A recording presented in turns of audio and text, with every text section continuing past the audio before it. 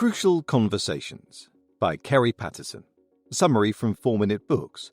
Written by Luke Rowley and read to you by Ian Pringle. One-sentence summary. Crucial conversations will teach you how to avoid conflict and come to positive solutions in high-stakes conversations so you can be effective in your personal and professional life. Favorite quote from the author. It's the most talented, not the least talented, who are continually trying to improve their dialogue skills. As is often the case, the rich get richer. Kerry Patterson. Every day we engage in many conversations. Some are with our mother or our spouse, while others are with co-workers or our boss. They can range from informal to formal, but whatever the dialogue may be, things can get heated.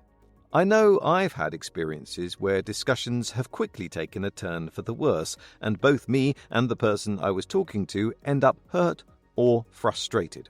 The authors define a crucial conversation as a discussion between two or more people where the stakes are high, opinions vary, and emotions run strong. While these tense situations may be unavoidable, crucial conversations will help them be less painful for everyone involved. The 5 authors of Crucial Conversations, Tools for Talking When Stakes Are High, studied successful communicators for an impressive 25 years and came to the conclusion that what made them so great was their ability to handle crucial conversations effectively. These people have the skills to handle any hard discussion regardless of the person. Now you can learn exactly how you can become a similarly powerful communicator too. This book teaches countless valuable tools on how to handle these high-stakes discussions so they can become positive, safe, and goal-oriented.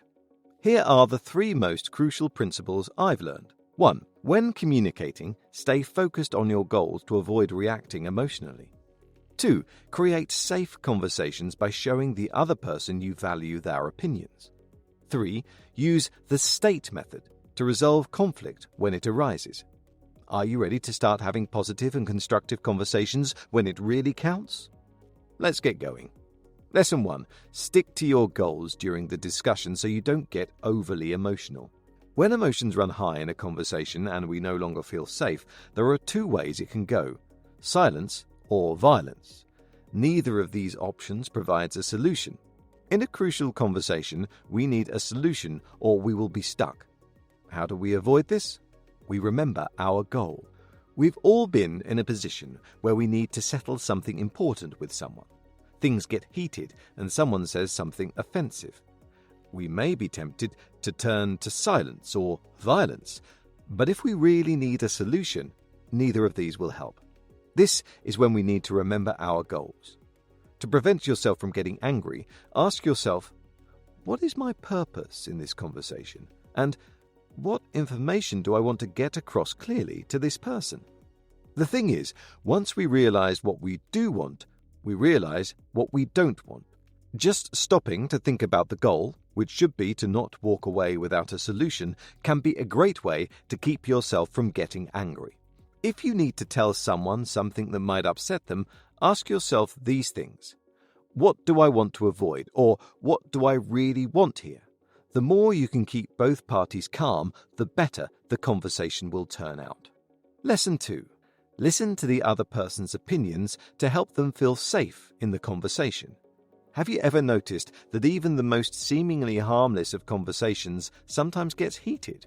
The authors explain that this usually stems from the fact that someone feels unsafe. Biologically, our bodies respond to a threat by either a drive or fight or flight. This response can happen in a tense conversation. Once people start feeling mistreated, they will shut themselves off. The key to helping people feel safe is to listen to what they have to say. This will make them feel that their opinions are valued and they are respected. Don't just listen, make it genuine. There are 4 steps you can take to really listen to someone, summarized in the acronym AMP: Ask, Mirror, Paraphrase, and Prime. 1. Ask. To get the ball rolling, start by saying things like, I'd love to hear your opinion about that. 2. Mirror, to confirm feelings. This is saying things like, you look unsure. Explain to them what you sense from the situation in a calm and understanding tone. 3. Paraphrase to acknowledge their story. This will be, "So if I understand you correctly." Use this to understand how they feel. 4. Prime, if you are getting nowhere. If someone clams up, we might need to encourage them to speak by suggesting what we think they might be feeling. "I guess you must think I'm being unfair." Much like in Stephen Covey's 7 Habits of Highly Effective People, we must seek first to understand, then be understood. This will make your conversational partner feel safe enough to open up in the conversation. Then you can move forward. Now, before we get into Lesson 3, I'd like to give a quick nod to Reading.fm, the amazing people behind the audio for this and all the other videos on our channel. Reading.fm is your personal blog radio where you can listen to your favourite articles and essays from around the web, narrated by real, human, professional voiceover artists.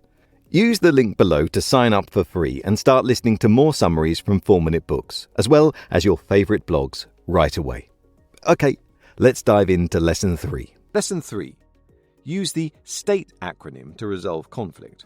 Crucial conversations are highly charged on both ends, but they don't have to end in silence or violence. If you want to resolve conflict before it escalates, you can use the STATE method. 1. Share the facts. When you begin the conversation, make sure you give the facts and not your story. 2. Tell your story. Next, you can tell your story and share the assumptions you made. 3. Ask for the other's paths. Let them tell their story. 4. Talk tentatively. Remind yourself that your assumptions are not facts. 5. Encourage testing. Encourage the other person to tell their viewpoint, even if it is opposite from yours. After you calm the conflict, work towards a solution. This can happen in a variety of ways, like setting boundaries, having a vote, letting one person make a decision, brainstorming a solution together, or ending the relationship entirely if best for both parties. The important thing is, if you want to be effective in the crucial conversations of life, you need to work to a real solution, whatever it may be. Hey, this is Nick, the founder of 4-Minute Books, and if you feel even a tiny bit smarter after watching this book summary, you should watch this next one and discover even more tips and tricks on how to think better and get smarter from another expert researcher. Click on through and let's get started.